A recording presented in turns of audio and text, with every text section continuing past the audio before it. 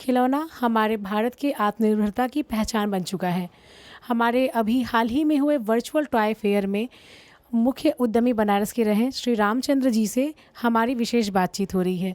तो सर, हमारा दूरदर्शन में आपका हार्दिक स्वागत है। हम लोग का खानदानी पेशा ये है लकड़ी खिलौना का। बाप दादे करते चले आए हैं, कम से कम 3-4 हज़ार बरस से ये लकड़ी खिलौना काम हो रहा है। लेकिन हम लोग का परिवार से कम हम लोग को जो नॉलेज है, कम से कम 4-5 बरस 100 बरस तक हो ही गया है। हमारे पिताजी भी रामखिलावन सिंह रहे।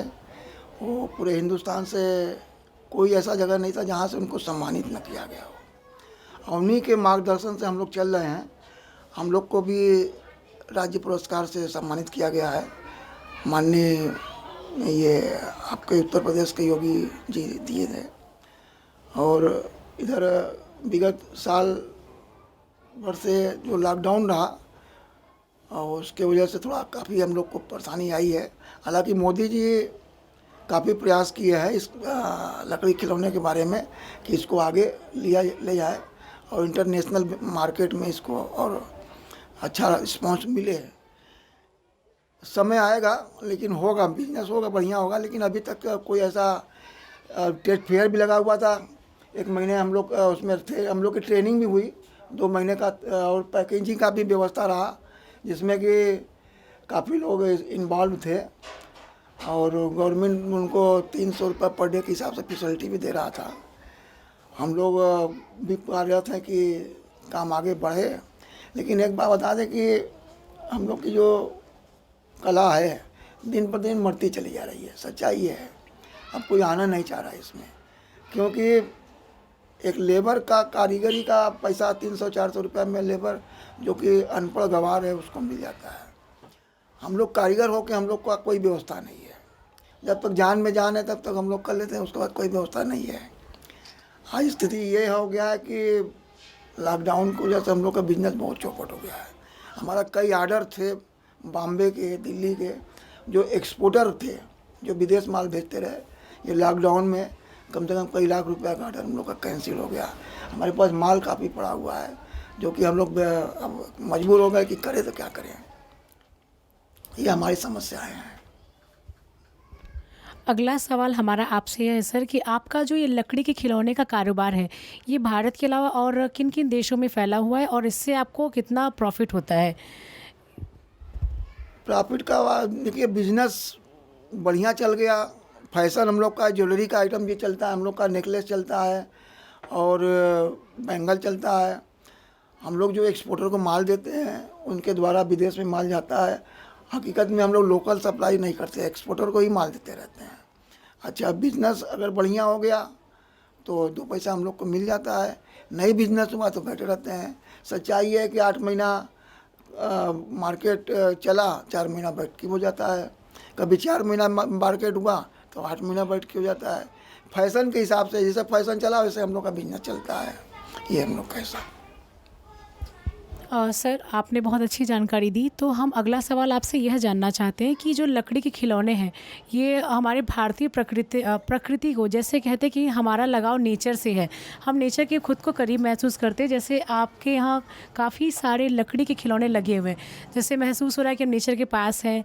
और बट हम बच्चों में ये जो जागरूकता, ये रुझान पैदा करने के लिए क्या क्या कोशिशें कर सकते हैं जिससे ये लकड़ी के खिलौने का जो आत्मनिर्भर भारत बनने का प्रयास है, ये इसमें काफ़ी ज़्यादा हमारी बढ़ोतरी हो सके सर?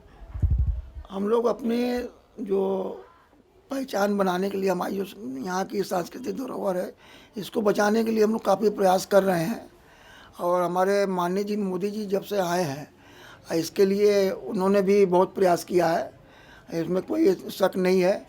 और जो हमारी यहाँ की कला है, हमारे सहारनपुर में भी काम होता है लकड़ी खिलौने का, चाइनापट्टनम में भी काम होता है, और बनारस में, हरौरा में भी काम होता है लकड़ी खिलौने का। लेकिन हाथ का जो काम हम लोग का बनारस में है, पूरे विश्व में फेमस है। और हम लोग एक सरकार से हमारा हम लोग का प्रार्थना ये है कि कुछ फैसिलिटी दे, जाके जिसे बुनकरों को बिजली मापीनामा से उनका काम होता है। कम पैसे में उनका पूरा दिन भर पावर चलता है। हम लोग का बिजली का समस्या अगर ख़त्म हो जाए, जो कि बुनकरों के हिसाब से हम लोग का रेट मिले, तो हम लोग का कुछ बेनिफिट मिल सकता है। नहीं तो जो भी हम लोग कमाई करते हैं सब बिजली विभाग में चला जाता है। ये हमारे लिए समस्या है। काफ़ी दिन से हम लोग प्रयासरत हैं, लेकिन अभी कोई इसका विकल्प नहीं निकल पाया। और अपने माननीय प्रधानमंत्री महोदय जी से मेरा प्रार्थना और निवेदन है कि अगर बिजली वाला मामला अगर हल कर दें तो काफ़ी हम लोग का भी उत्थान हो जाएगा। और बनारस की जो सांस्कृतिक धरोहर है उसको बचाने के लिए हम लोग तो प्रयासरत ही है। अगला प्रश्न ये हमारे प्रधानमंत्री जी से जब आपके वर्चुअल टॉय फेयर में आप लोगों से ये प्रश्न पूछा गया था कि आप लोग एक प्रतिस्पर्धा का आज का एक दौर है जिसमें आप क्लस्टर के द्वारा पुरस्कृत किया जा सकता है, क्या ऐसी योजनाएं आप लोगों ने शुरू की है?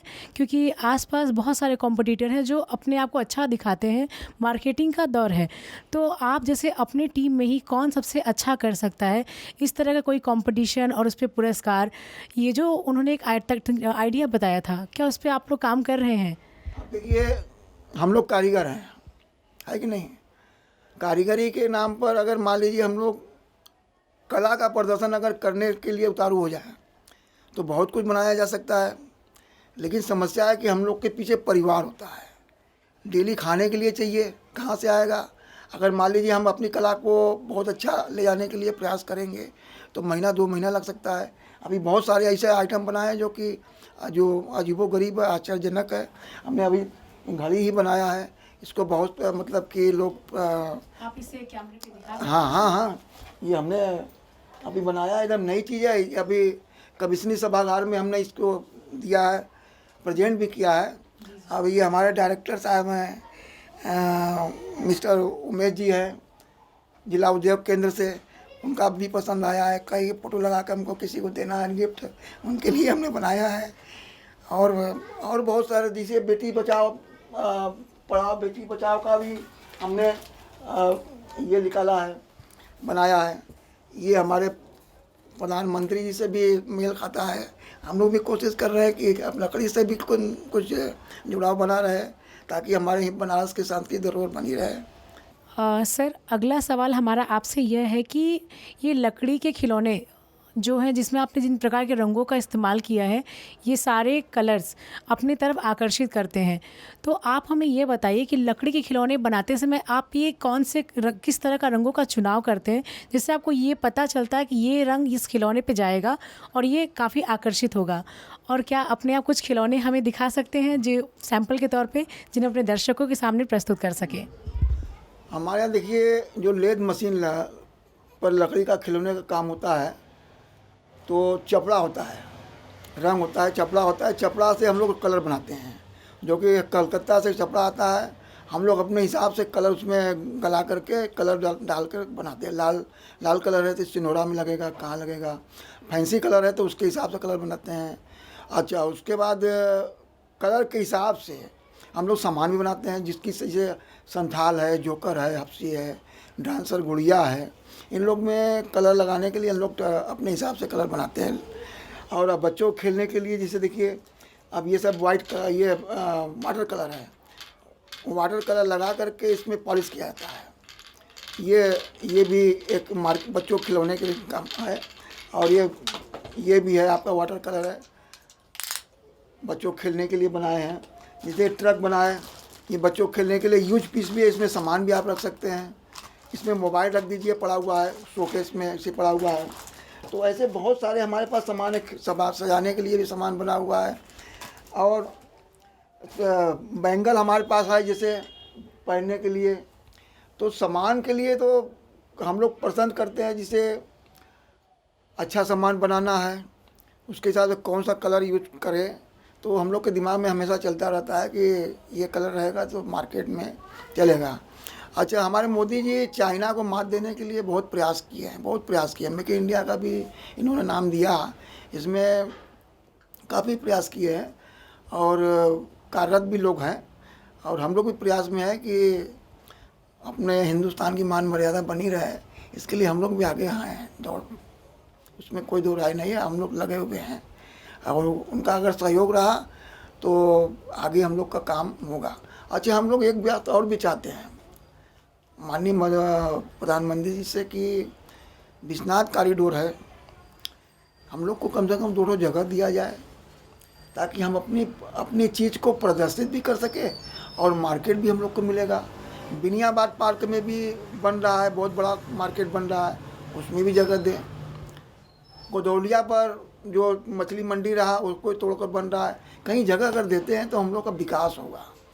पर्यटन आते हैं, देखेंगे, ऑर्डर भी देंगे, हम लोग का बिजनेस होगा। इसके पहले गवर्नमेंट ने 35% इंसेंटिव भी देता रहा।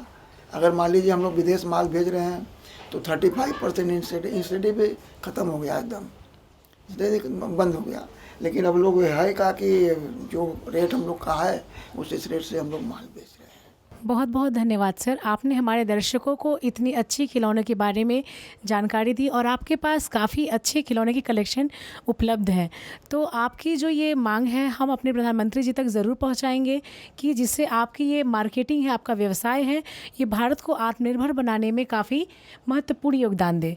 इसके लिए आपका सर धन्यवाद।